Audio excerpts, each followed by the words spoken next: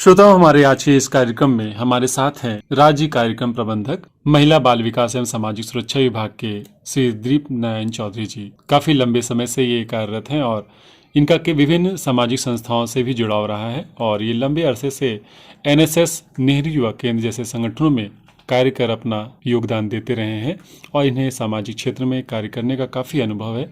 तो इनसे आज हम जानेंगे कि फोस्टर एक्ट क्या है और फोस्टर केयर के अधीन राज्य एवं केंद्र सरकार के द्वारा जो प्रायोजित योजना है, इस योजना के माध्यम से बच्चों को किस तरह से लालन पालन और उसको देखरेख की सुविधा दी जाती है। तो इन सब तमाम मुद्दे पे हम बातचीत करेंगे। तो सबसे पहले बहुत बहुत स्वागत करते हैं दीप नारायण चौधरी जी हमारे इस कार्यक्रम में। बहुत बहुत धन्यवाद। हम लोग बातचीत कर रहे हैं स्पॉन्सरशिप एवं फोस्टर केयर प्रोग्राम के बारे में। तो लोगों के लिए बहुत ही ये नया सब्जेक्ट है, लोगों के लिए नया शब्द है। तो सबसे पहले हम ये जानना चाहेंगे कि ये प्रोग्राम क्या है और इसकी ज़रूरत क्यों पड़ी, इसके बारे में आप हमारे श्रोताओं को बताएं। सबसे पहले हम यह कहना चाहेंगे कि जो यह कार्यक्रम है स्पॉन्सरशिप एवं फोस्टर केयर, यह झारखंड पालन पोषण देख रेख दिशा निर्देश 2018 में झारखंड सरकार के द्वारा लागू किया गया है। यह एक महत्वाकांक्षी योजना है जिसमें भारत सरकार एवं राज्य सरकार के सहयोग से क्रियान्वित किया जा रहा है। भारत सरकार जो है उसका यह राशि 60% है और राज्य सरकार का 40% है। तो श्रोताओं, सबसे पहले यह जो हम जानकारी दे रहे हैं इससे स्पष्ट हो जाता है कि यह केंद्र प्रायोजित कार्यक्रम है और इसका इम्प्लीमेंट राज्य सरकार को सफलीभूत किया जाना है। 0 से 18 साल तक के जो भी बच्चे हैं वो इस योजना का लाभ ले सकते हैं और इस योजना का लाभ लेने के लिए कुछ क्राइटेरिया है, कुछ मापदंड है, जिसको जिला बाल संरक्षण इकाई, चूँकि हमारे राज्य में 24 जिला हैं, 24 जिला में जिला बाल संरक्षण इकाई कार्यरत है और वहाँ पे CWC चाइल्ड वेलफेयर कमेटी, बाल कल्याण समिति जिसको हम लोग बोलते हैं, इन दोनों के सहयोग से क्रियान्वित किया जाता है। तो हम अधिक विस्तार से चर्चा करें उससे पहले हम आपसे ये जानना चाहेंगे कि इस प्रोग्राम की आवश्यकता क्यों पड़ी। लोगों के मन में ये सोच कहाँ से आया, जो नीति निर्माता थे इस कार्यक्रम को रचने वाले, उनके मन में ये कहाँ से सवाल आया कि इस तरह के प्रोग्राम की भी आवश्यकता है, क्योंकि बहुत सारे प्रोग्राम तो पहले से भी चल रहे हैं। तो ऐसे प्रोग्राम को लाने की आवश्यकता कहाँ से पड़ी और इसका क्या परिणाम निकल के आ रहा है जो आप देख रहे हैं, जो 2018 से ये लागू है, तो 2 सालों में क्या परिणाम निकल के आया है, इसके बारे में आप हमें बताएं। पहले तो यह कार्यक्रम जो है, बच्चे हमारे समाज में जो होते हैं 3 तरह के होते हैं। एक अनाथ है, परित्यक्त है और एक सरेंडर बच्चे हैं। तो 0 से 6 साल के जो बच्चे होते हैं उनको हम एडॉप्शन, दत्तक ग्रहण की प्रक्रिया में शामिल कर लेते हैं। 6 साल के जो ऊपर के बच्चे होते हैं, अक्सर देखा जाता है कि जो भी परिवार होते हैं इनको गोद लेने में आनाकानी करते हैं और इस तरह के बच्चे अनाथालय, आश्रम या बाल गृह जिसको बोलते हैं, उसमें बच्चे हमेशा के लिए पड़े रहते हैं जब तक कि उनका आयु 18 वर्ष तक नहीं हो जाता है। सरकार ने यह देखा है और नीति निर्माता और इस क्षेत्र में बाल हित के क्षेत्र में जो काम करने वाली संस्थाएं हैं, इन्होंने अनुभव किया है अपने कामों के दौरान कि संस्थागत देखरेख में जो बच्चे होते हैं उनका पूरा विकास, शारीरिक मानसिक विकास नहीं हो पाता है। तो उन्होंने यह अनुभव किया कि बच्चों को एक गैर संस्थागत देखरेख में रखने की आवश्यकता है।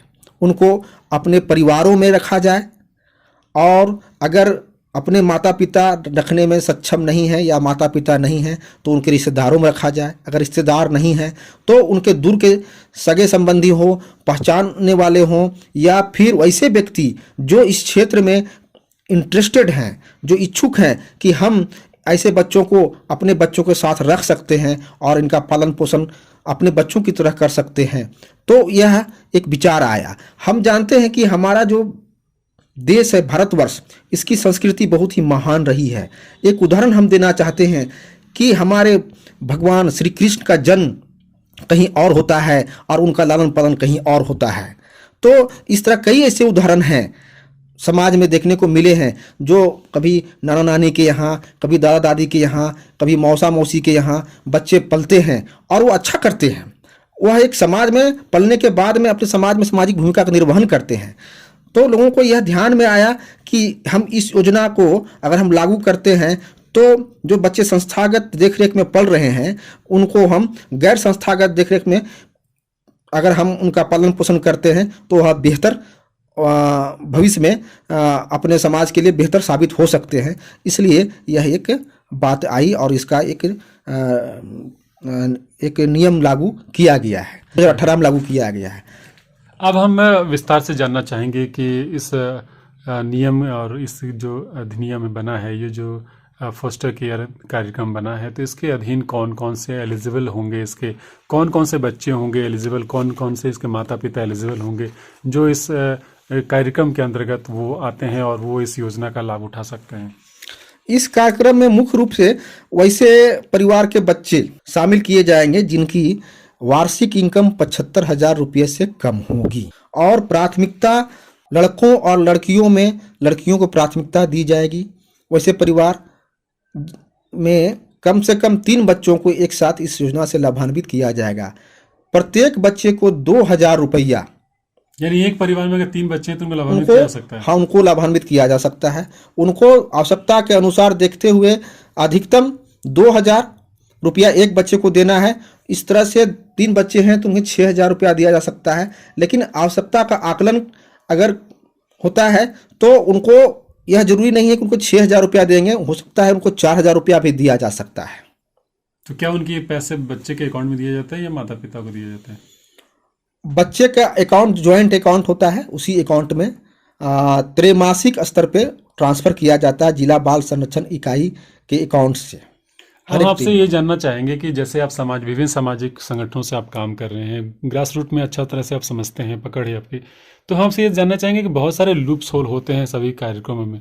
हो सकता है कि कोई ज़्यादा उनका आमदनी हो, 75,000 से वार्षिक से ज़्यादा आमदनी हो, तो इसको वाच कैसे निगरानी करते हैं, कैसे चयन प्रक्रिया अपनाते हैं कि नहीं ये माता पिता को दिया जाने की आवश्यकता है, इन बच्चों को दिया जाने की आवश्यकता है, कैसे वास्तविक लाभुक की पहचान आप कैसे करते हैं, क्या क्राइटेरिया को अपनाया जाता है, किस मानदंड को अपनाते हुए आप चयन करते हैं?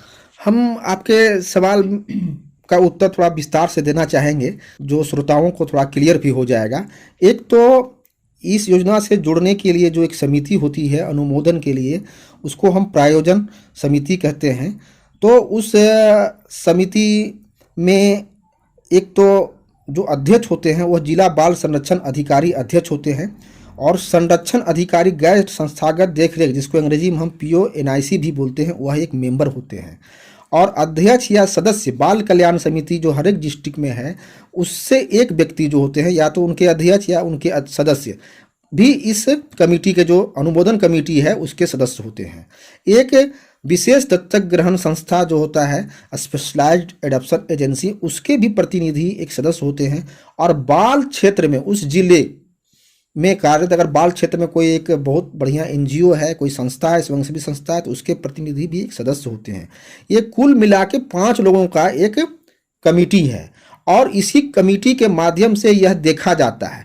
अब इस कमेटी को थोड़ा आसान होना है तो उसके लिए हम अभी आपको बता रहे हैं कि जो प्राथमिकता देने की बात है, कैसे चयन करेंगे, किस परिवार को चयन करेंगे, तो उसमें एक चीज़ दिया हुआ है, जैसे एकल माता पिता, खासकर माता या विधवा के बच्चे। ऐसे नहीं कि बस गरीब है 75,000 रुपया मेरा है तो हम गरीब के श्रेणी में आ गए, ऐसा नहीं है। ये देखना पड़ता है कि एकल माता पिता, खासकर माता या विधवा के बच्चे, ऐसे बच्चे जिनके माता पिता की मृत्यु हो चुकी है तथा रिश्तेदार की देखरेख में रहते हैं। तीसरा नंबर, ऐसा बच्चा जो संपूर्ण परिवार की देखरेख कर रहा है। कुछ बड़े बच्चे होते हैं, माता पिता नहीं है लेकिन पूरा परिवार का, उसका 2-3 भाई है, बहन है, तो उसका देखरेख कर रहा है। तो बच्चा सोचिए 18 साल से नीचे है, वो अपना भी पेट पाल रहा है, अपने अपने अपने भाई बहनों को भी पेट पाल रहा है, तो उनको हम प्राथमिकता में रखेंगे। अच्छा। माता पिता द्वारा परित्यक्त ऐसे बच्चे दादा दादी या रिश्तेदार की देखरेख में रह रहे हैं। कभी कभी ऐसा भी होता है समाज में कि माँ किसी और के साथ शादी कर लेती है या पिता किसी और के साथ शादी कर लेता है, माता नहीं है या पिता नहीं है, कोई एक है, तो ऐसी स्थिति में वो अपने दादा दादी के साथ रहने को मजबूर होते हैं या रिश्तेदार के साथ देख रेख में रहते हैं, तो उनको प्राथमिकता देना है। आगे है ऐसे बच्चे जिनके माता पिता कारागृह में हैं, बच्चे हैं माता और पिता दोनों को जेल हो गया है किसी तरह से, तो फिर ऐसे बच्चों को भी प्राथमिकता देना है। यानी बहुत एक्सट्रीम कंडीशन जिस बच्चे के साथ है उनको इन योजना में शामिल किया। हाँ, आगे भी है ऐसे बच्चे जिनके माता पिता असहाय या किसी गंभीर बीमारी से भी पीड़ित हैं, अच्छा। अब गंभीर बीमारी से पीड़ित है तो वो कैसे काम करेगा, कैसे आजीविका चलेगा। तो ऐसे बच्चों को भी प्राथमिकता देना है। ऐसे बच्चे जिनका गैर कानूनी उद्देश्य के लिए उपयोग किया गया है या किए जा रहे हैं, कभी कभी गैर कानूनी के लिए उपयोग किया जाता है, बच्चे पकड़े जाते हैं, फिर उनको हम उस योजना से जोड़ते हैं। HIV एड्स प्रभावित बच्चे और बच्चे की अध्यक्षता वाला परिवार, माने बच्चा जो जिसमें काम कर रहा है, परिवार को चला रहा है, वैसे तो ये प्राथमिकता ऐसे लोगों को देना है।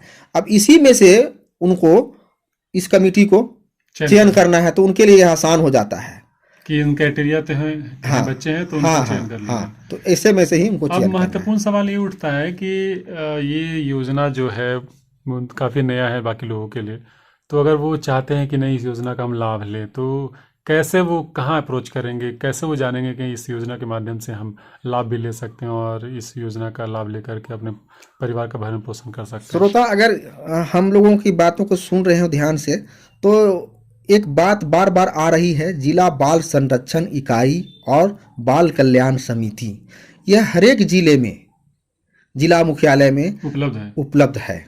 यह यूनिट जो है स्थापित है। बिल्कुल। तो जिला बाल संरक्षण इकाई के कार्यालय में वह संपर्क कर सकते हैं और डिटेल मापदंड जो है, इनका क्राइटेरिया है, वहाँ समझ सकते हैं। और अगर किन्हीं को दिक्कत है तो हमसे भी वो संपर्क कर सकते हैं। हमारा मोबाइल नंबर है 7762972011। फिर से वो दोहरा दें। 7762972011। तो बहुत अच्छा जानकारी आपने दिया कि जो इस कार्यक्रम को सुन रहे होंगे और उनके लिए जो ये प्रोग्राम है, अगर आपको लगता है कि नहीं आप इस कार्यक्रम के लिए एलिजिबल हैं, आप चाहते हैं कि नहीं इस कार्यक्रम में हम शामिल होकर के अपने बच्चों का भरण पोषण करना चाहते हैं या फिर किसी को करवाना चाहते हैं, कोई ज़रूरी नहीं कि हमारे बच्चे हों, दूसरे के भी बच्चे अगर हैं, अगर आपको लगता है कि नहीं पड़ोस के बच्चे को इस कार्यक्रम की आवश्यकता है, तो आप इसके लिए भी आप एक कदम आगे बढ़ा सकते हैं और उसके लिए आप पहल कर सकते हैं। तो बहुत अच्छी जानकारी आपने हमारे श्रोताओं को दिया। अब हम आपसे ये जानना चाहेंगे कि बच्चों को कितना दिया जाता है भरण पोषण के लिए और कब तक दिया जाता है, इसके बारे में बहुत अच्छा। ये लोगों को लगेगा कि भाई ये सरकार की योजना है, ये तो काफ़ी भाग दौड़ जाता है, काफ़ी लोग इस योजना को लाभ लेने के लिए बिचौलिया लोग भी बिल्कुल हावी हो जाते हैं। तो यह क्लियर कर देना चाहते हैं कि एक बार इस योजना का अगर लाभ मिलता है तो अधिकतम 3 साल के लिए है। विकट परिस्थिति, कठिन परिस्थिति में यह समीक्षा के उपरांत अगर लगे जिला इकाई को या राज्य सरकार को लगे कि इनको आगे भी दिया जा सकता है इस योजना का लाभ, तो वह तय होता है। लेकिन विकट परिस्थिति में तो यह हम जानकारी देना चाहेंगे 3 साल तक ही देना है। अगर हम एक ही बच्चे को देते हैं तो फिर दूसरे जो गरीब बच्चे हैं वह वंचित रह जाएंगे। लेकिन यह 3 साल में जो भी समिति है और हमारा यह उद्देश्य होगा कि उनको, उनके परिवार को ऐसे सरकार की जो योजनाएं हैं उनसे हम इनको जोड़ सकते हैं, जिनको सशक्त कर सकते हैं आर्थिक रूप से, सामाजिक रूप से। पंचायती राज इंस्टीट्यूशन है, JSLPS आजीविका मिशन है, उसके माध्यम से जोड़ सकते हैं। और भी स्वरोजगार की योजनाएं हैं, उनसे जोड़ सकते हैं। कुछ ऋण दे सकते हैं, कुछ प्रशिक्षण दिला सकते हैं, जिससे उनके परिवार जो है सुदृढ़ हो आर्थिक रूप से, सामाजिक रूप से, और अपने परिवार को अच्छी तरह से देख सके, स्वावलंबी बन सके। तो यह प्रयास रहता है। चलिए, बहुत अच्छी जानकारी आपने हमारे इस कार्यक्रम के माध्यम से हमारे श्रोताओं को बताया। और अंत में हमसे ये जानना चाहेंगे कि जो हमारे श्रोता इस कार्यक्रम को सुन रहे हैं उनको आप क्या कहना चाहेंगे अंत में हम यही श्रोता से आग्रह करेंगे कि सरकार की जो योजना है अभी 2 साल से यहाँ क्रियान्वित, पहले से भी क्रियान्वित है, लेकिन 2 साल से गति पकड़ा है। लेकिन फिर भी जितना हमारा टारगेट होना चाहिए वह नहीं पूरा हो पा रहा है। अगर आपके आसपास में इस तरह के परिवार दिखे, पहचान में आए, तो उनको इस योजना से जोड़ने का जो आप कार्य करेंगे वह मुझे लगता है कि काफ़ी ही पुण्य का काम होगा। बिल्कुल। और एक जो सही मायने में इस योजना का जो लाभुक हो सकते हैं उनको अगर हम लाभ दिलाते हैं तो समाज के लिए एक अच्छा काम भी होगा। क्योंकि इस तरह के जो बच्चे होते हैं वह गलत राह में शामिल हो जाते हैं और हमारे समाज के लिए ही वह बच्चे कल दिन समस्या पैदा करते हैं। तो उस समस्या से बचने के लिए, वह समस्याग्रस्त ना हो और समाज के लिए समस्याग्रस्त ना हो, तो इस तरह का हम अगर काम करते हैं बच्चों के लिए तो एक अच्छा संदेश जाएगा। और दूसरी बात यह है कि सरकार के पास तो फंड लिमिट है, लेकिन हमारा यह प्रयास रहता है कि बहुत सारा जो चीज़ें हैं वो समाज से भी फंड इकट्ठा सरकार के खाते में जाता है।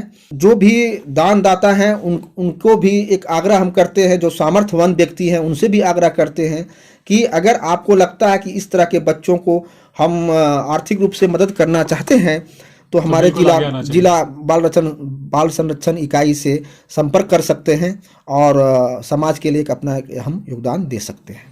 तो काफ़ी महत्वपूर्ण बातों को हमारे श्रोताओं को बताया आपने, बताया कि किस तरह से हम अपनी इस कार्यक्रम के माध्यम से सामाजिक भागीदारी को भी अपना करके अपने समाज के हित के लिए एक कदम आगे बढ़ा सकते हैं। और इस कार्यक्रम में आपने दीपनारायण जी, राज्य कार्यक्रम प्रबंधक आपने होने के नाते इस कार्यक्रम के माध्यम से आपने काफ़ी विस्तार से जानकारी दिया और हम उम्मीद करते हैं काफ़ी सारे बच्चों का भविष्य उज्जवल होगा इस कार्यक्रम के माध्यम से। तो हम इसी के साथ आपसे हम विदा लेंगे और आपसे बहुत बहुत धन्यवाद कहना चाहेंगे। धन्यवाद। हमारे द्वारा दिए जाने लेटेस्ट अपडेट सबसे पहले अपने मोबाइल पर पाने के लिए हमारे चैनल लेटेस्ट टेक्नोलॉजी को सब्सक्राइब करना ना भूलें। साथ ही अपना प्यार बरसाते रहें, लाइक एंड कमेंट्स कर बहुमूल्य सुझाव से अवगत कराते रहें।